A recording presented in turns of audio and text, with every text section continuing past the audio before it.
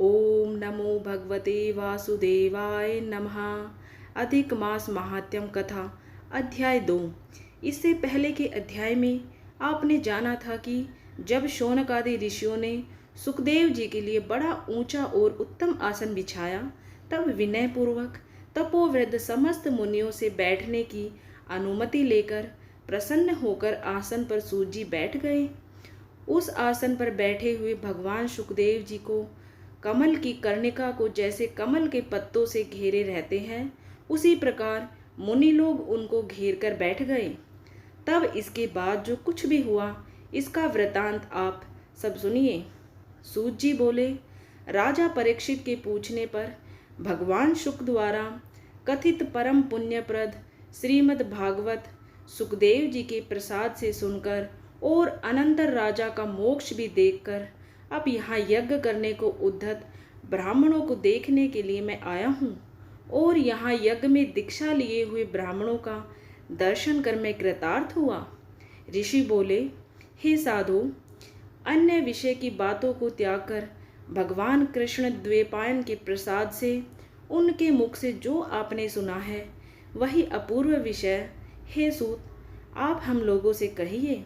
हे महाभाग, संसार में जिससे परे कोई सार नहीं है, ऐसी मन को प्रसन्न करने वाली और जो सुधा से भी अधिकतर हितकर है, ऐसी पुण्य कथा हम लोगों को सुनाइए।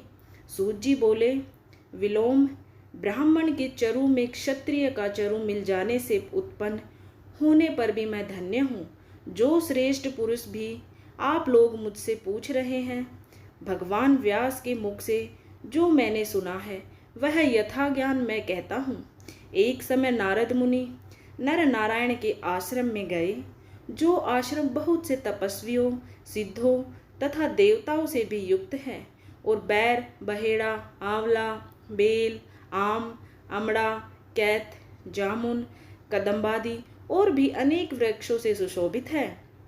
भगवान विष्णु के चरणों से निकली हुई पवित्र गंगा और अलकनंदा भी जहाँ बह रही है, ऐसे नर नारायण के स्थान में श्री नारद मुनि ने जाकर उन ब्रह्म ब्रह्मा नारायण को, जिनका मन सदा चिंतन में लगा रहता है, जिसके जितेंद्रिय काम क्रोधादि 6 शत्रुओं को जीते हुए हैं, अत्यंत प्रभा जिनके शरीर से चमक रही है, ऐसे देवताओं के भी देव तपस्वी नारायण को साष्टांग दंडवत प्रणाम कर और हाथ जोड़कर नारद उस मुनि व्यापक प्रभु की स्तुति करने लगे।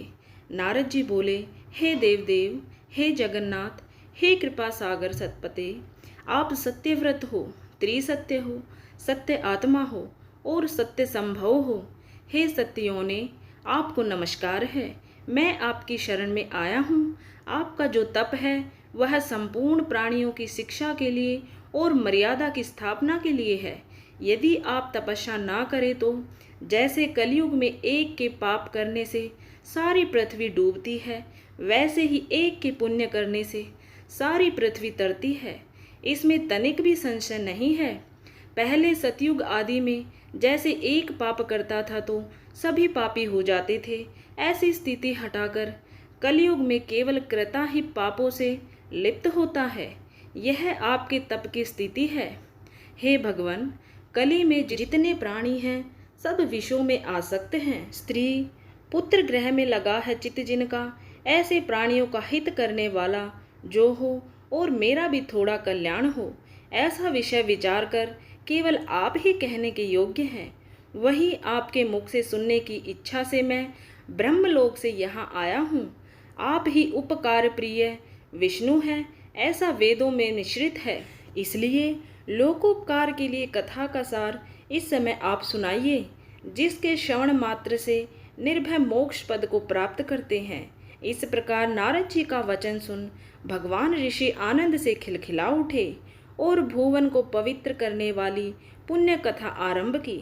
श्री नारायण बोले, हे नारद, गोपों की स्त्रियों के मुख कमल के भ्रमर, रास के ईश्वर, रसिकों के आभरण, वृंदावन बिहारी, व्रज के पति आदि पुरुष भगवान की पुण्य कथा को कहता हूँ, जो निमेष मात्र समय में जगत को उत्पन्न करने वाली है। उनके कर्मों को हे वत्स इस पृथ्वी पर कौन वर्णन कर सकता है। हे नारद मुने, आप भी भगवान के चरित्र का सरस सार जानते हैं और यह भी जानते हैं कि भगवत चरित्र वाणी द्वारा नहीं कहा जा सकता, तथापि अद्भुत पुरुषोत्तम महात्म आदर से कहते हैं। यह पुरुषोत्तम महात्म दरिद्रता और वैधव्य को नाश करने वाला, यश का दाता एवं सतपुत्र और मोक्ष को देने वाला है, अतः शीघ्र ही इसका प्रयोग करना चाहिए। नारद बोले, हे मुने, पुरुषोत्तम नामक कौन देवता है, उनका महात्म क्या है, यह अद्भुत सा प्रतीत होता है, अतः आप मुझसे विस्तार पूर्वक कहिए। सूत जी बोले, श्री नारद का वचन सुन नारायण क्षण मात्र पुरुषोत्तम में अच्छी तरह मन लगाकर बोले। श्री नारायण भगवान बोले, पुरुषोत्तम, यह मास का नाम जो पड़ा है वह भी कारण से युक्त है। पुरुषोत्तम मास के स्वामी दया सागर पुरुषोत्तम ही है, इसलिए ऋषिगण इसको पुरुषोत्तम मास कहते हैं। पुरुषोत्तम मास के व्रत करने से भगवान पुरुषोत्तम प्रसन्न होते हैं।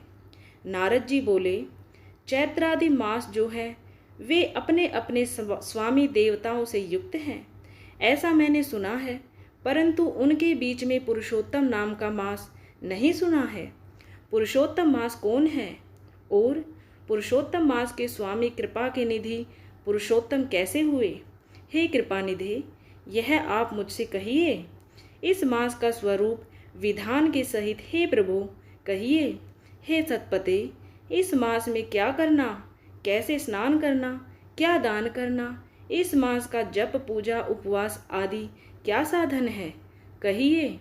इस मास के विधान से कौन देवता प्रसन्न होते हैं और क्या फल देते हैं, इसके अतिरिक्त और जो कुछ भी तथ्य हो वह हे तपोधन कहिए।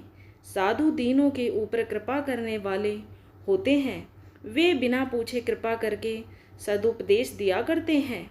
इस पृथ्वी पर जो मनुष्य दूसरों के भाग्य की अनुवर्ती, दरिद्रता से पीड़ित, नित्य रोगी रहने वाले, पुत्र चाहने वाले, जड़ गूंगे, ऊपर से अपने को बड़े धार्मिक दर्शाने वाले, विद्या विहीन, मलिन वस्त्रों को धारण करने वाले, नास्तिक, पर स्त्रीगामी, नीच, जर्जर, दासव्रती करने वाले, आशा जिनकी नष्ट हो गई है, संकल्प जिनके भंग हो गए हैं, तत्व जिनके क्षीण हो गए हैं, कुरूपी, रोगी, कुष्ठी, टेढ़े मेढ़े अंग वाले, अंधे, इष्ट वियोग, मित्र वियोग, स्त्री वियोग, आप्त पुरुष वियोग, माता पिता विहीन, शोक दुख आदि से सूख गए हैं, अंग जिनके अपनी इष्ट वस्तु से रहित उत्पन्न हुआ करते हैं, किस अनुष्ठान के करने और सुनने से पुनः उत्पन्न ना हो, हे प्रभु ऐसा प्रयोग हमको सुनाइए।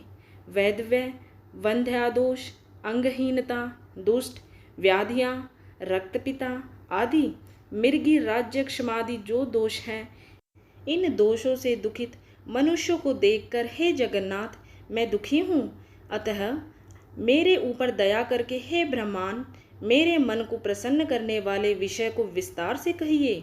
हे प्रभु आप सर्वज्ञ हैं, समस्त तत्वों के आयतन हैं।